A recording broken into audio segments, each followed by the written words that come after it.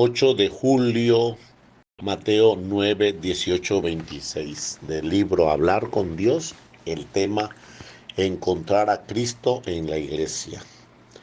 La mujer de la que habla el Evangelio de la Misa también se sintió movida a acercarse a Cristo, a, a sus sufrimientos físicos, ya 12 años, se añade la vergüenza de sentirse impura según la ley.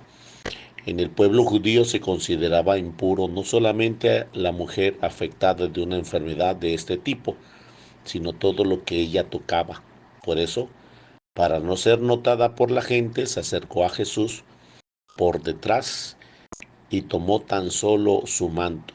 Tocó delicadamente el ruedo del manto, se acercó con fe, creyó y supo que iba así sanada. Esta curación, los milagros y las expulsiones de los demonios que Cristo realizó mientras vivía en la tierra, era una prueba de la redención, era ya una realidad, no era una mera esperanza.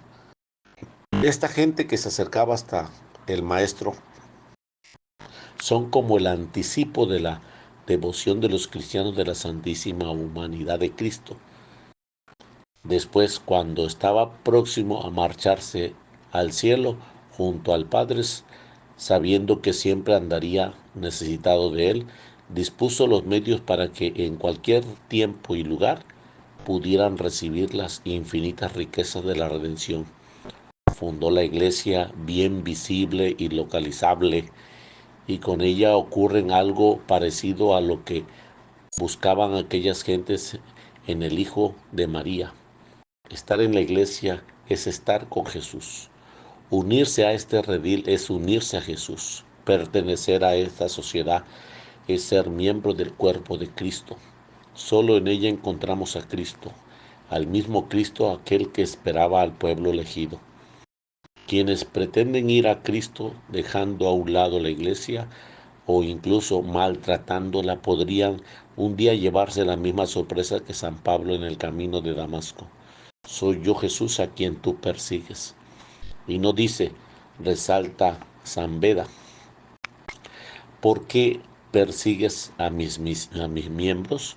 Sino, ¿por qué me persigues? Porque Él todavía padece frente en su cuerpo, que es la iglesia. Pablo no supo hasta ese momento que perseguía a la iglesia era perseguido al mismo Jesús.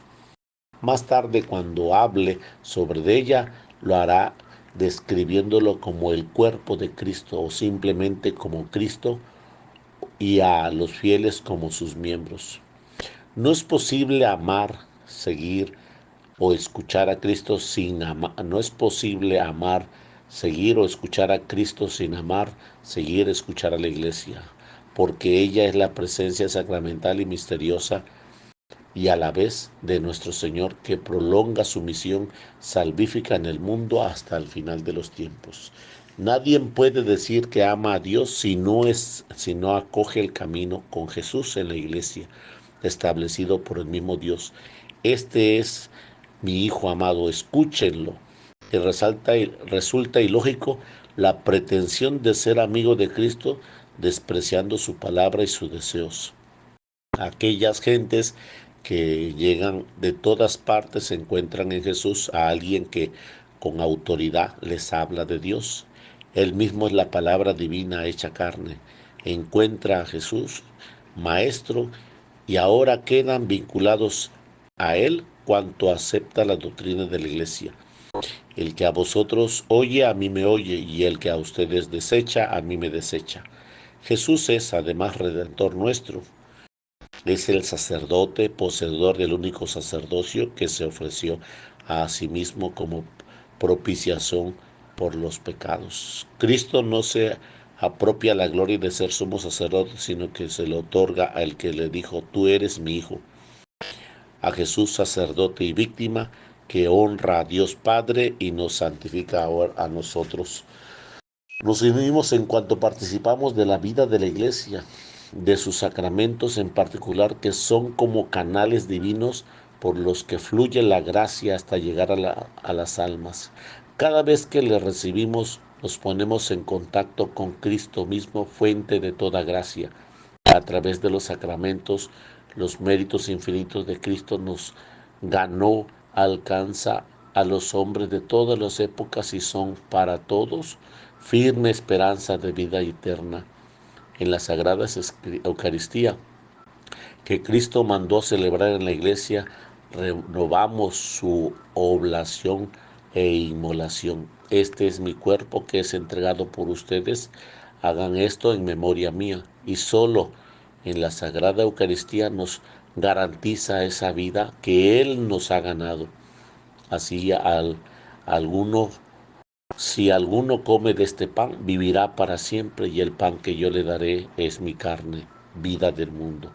La condición para participar en este sacrificio y banquete radica en otro de los sacramentos que Cristo confirió a la iglesia, el bautismo. Y pues y enseñar a toda la gente bautizándolos en el nombre del Padre, del Hijo y del Espíritu Santo.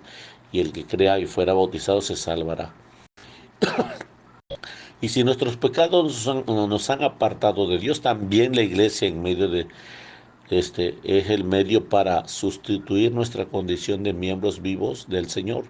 A quienes perdonen los pecados, dice el apóstol, les serán perdonados, y a quienes no se los perdones, les serán retenidos. Señor, nuestro Señor estableció esta vinculación profundísima en Él y se realiza a través de los signos visibles de la vida sacramental de su iglesia. En los sacramentos también encontramos a Cristo. Y aunque algunas veces se diera disensión dentro de la iglesia, no nos sería difícil encontrar a Cristo.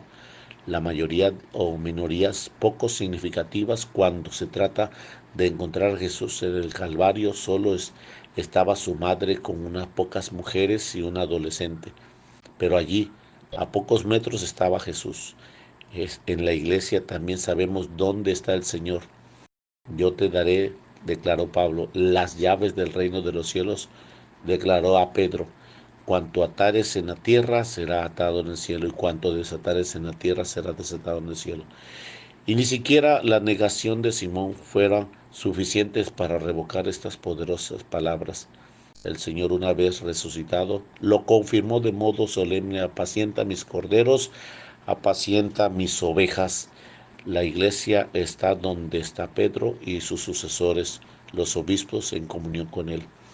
En la iglesia vemos a Jesús, y al mismo Jesús a quien las multitudes querían tocar porque salían de él una fuerza que sanaba todo, y que pertenece a la iglesia, a quienes a través de su doctrina y de sus sacramentos y de su régimen se vincula a Cristo Maestro, sacerdote y Rey. Con la iglesia, en cierto modo, mantenemos las mismas relaciones que con el Señor: fe, esperanza y caridad. En primer lugar, fe, que significa creer lo que tantas ocasiones no es evidente. También los contemporáneos de Jesús veían a un hombre que trabajaba, se fatigaba, necesitaba de alimentos, sentía dolor, frío y miedo. Pero aquel hombre era Dios. En la iglesia conocemos a gente santa que muchas veces pasan en la oscuridad de una vida corriente, pero vemos también a hombres débiles como nosotros, mezquinos, perezosos e interesados. Pero si han sido bautizados y pertenecen en gracia, a pesar de todos los defectos, están en Cristo, participan de su misma vida, y y si son pecadores, también la iglesia los acoge en su seno como miembros más necesitados. Nuestra actitud ante la iglesia ha de ser también de esperanza. Cristo mismo asegura: sobre esta piedra edificaré mi iglesia, y las puertas del infierno no prevalecerán contra ella. Será siempre la roca firme donde buscar seguridad ante los bandazos que van dando al mundo. Ella no falla, porque en ella encontramos siempre a Cristo. Y si a Dios le debemos la caridad, el amor, este debe de ser nuestro mismo sentir y de nuestra madre la iglesia, no debe, pues puede tener a Dios por Padre quien tiene a la iglesia por madre. Y es la madre la que nos comunica la vida. Es vida de Cristo y por la que somos hijos del Padre. Y en una madre se le quiere.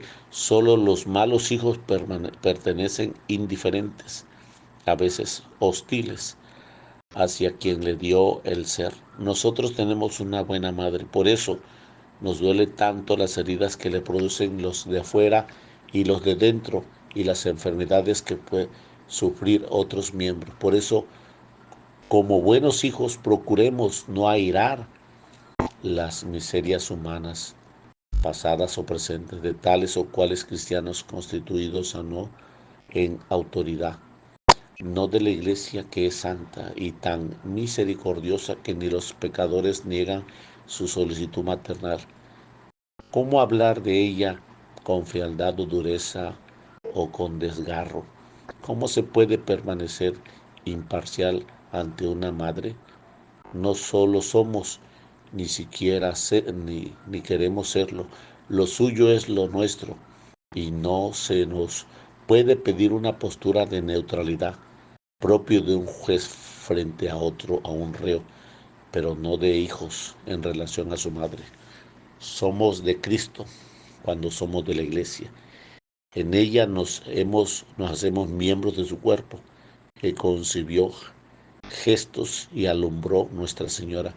Por eso, María Santísima es Madre de la Iglesia, y es decir, Madre de todos los pueblos de Dios, tanto de los fieles como de los pastores. La única joya que la piedad filial ha engarzado en las letanías de Nuestra Señora es la más reciente piropo de María, Madre de Cristo, y es apenas sinónimo de Madre de la Iglesia. Del libro Hablar con Dios, 8 de julio.